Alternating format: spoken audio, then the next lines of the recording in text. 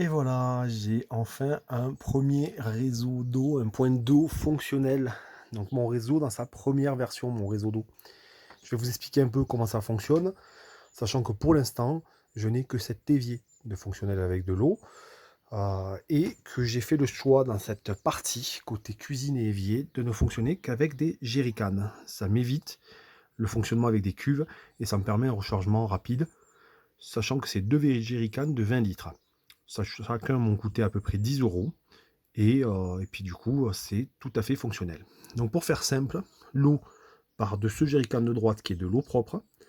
Elle suit le tuyau bleu jusqu'à la pompe à eau, qui elle est chargée d'aspirer l'eau depuis le jerrycan et le renvoyer au-dessus.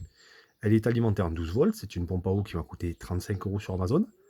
Et puis ça part dans le vase d'expansion, qui a pour rôle de lisser l'eau pour éviter que ça donne des à-coups lorsque vous demandez de l'eau au robinet.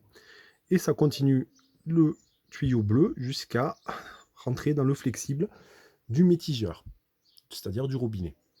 J'ai branché aussi un tuyau d'eau chaude, mais qui n'est pas fonctionnel à l'heure actuelle, ça ne gêne absolument pas pour faire fonctionner tout ça.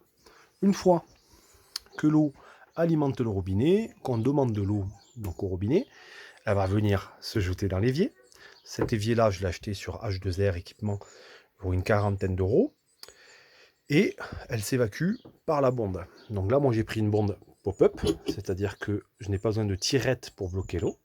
Voilà, ça m'a coûté un peu plus d'une dizaine d'euros sur Amazon. Hop, et là, cette bonde, c'est le pas fileté aussi. Elle arrive dans un siphon. Le siphon, c'est pas obligatoire, mais ça vous évite d'avoir des odeurs qui remonteraient, puisqu'il y a toujours un trop plein d'eau qui vient bloquer les odeurs. Ça peut être un siphon comme ça ou juste un flexible que vous mettez en U. Donc du coup, il y aura toujours un peu d'eau qui stagne et c'est ce qui bloque les odeurs. Et du coup, ce siphon-là, il évacue l'eau à travers le flexible d'évacuation jusque dans mon deuxième jerrycan d'eau grise. Donc voilà pour le fonctionnement en version simple de mon réseau d'eau. Et maintenant, je vais vous faire un peu plus de détails.